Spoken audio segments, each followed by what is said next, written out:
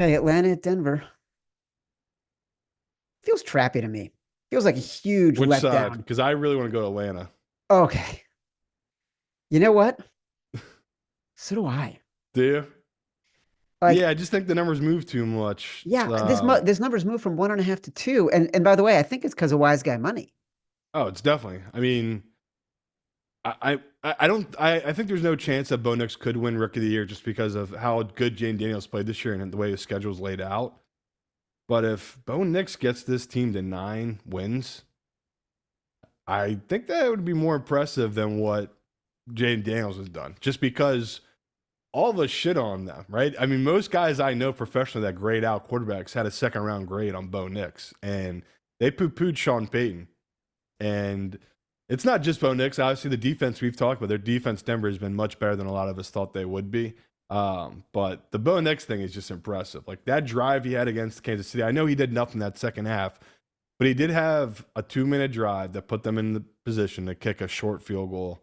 That was just big time. So I wanted to take them. Denver coming into this, I was like, they're a team I believe in. I could see their defense getting stopped, especially against this Atlanta team. Atlanta gets no pass rush, which is going to be great for Bo Nix. But at 2.5, it feels like the value now is on Atlanta. So I'll take it. But this isn't huge where it's like we have to put this one in. But I might fall in love with this bet come Thursday and this weekend. It's just a good number on a veteran guy like Kirk and this Atlanta team against a Broncos team that just had a really emotional loss in a divisional game. And this would be a classic letdown spot for them. On the flip side, this Falcons team is going to be really pissed off. Like that was a brutal loss against the Saints, and now they're on the road again against this team. So, yeah, really interesting game, this one, because this is another game that feels like a gross playoff game. Like both these teams could easily be in the playoffs this year, and that's how I feel about this game here.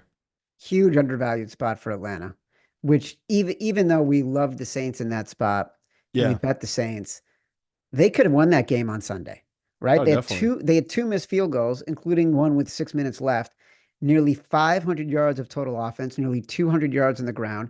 Bijan is playing lights out. Yeah. Like he has been a Incredible. phenomenal all-around player this year. We talked about that run he had down the sideline where like it should have been a 5-10 yard gain, but because he's so freaking fast, all of a sudden he's run by everybody and they're grasping at his shoulder pads and they can't get him and he scores a touchdown.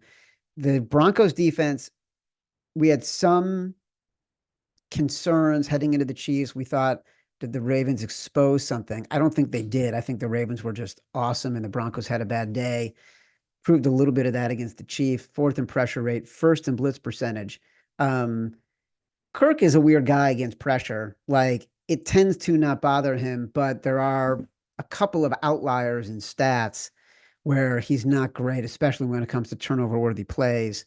Um, and he himself is inviting pressure. So there's a cool stat like QB pressure rate is really based on how much blame do the quarterbacks shoulder when they Mm, are pressured. He's fourth highest. Meaning he's just holding the ball for a long time. Also, he can't move. So right. that's like what's giving me pause a little bit is the pressure component of this. So yeah, not a rush, but I'm with you. I'm glad we're on the same side here. We both like Atlanta.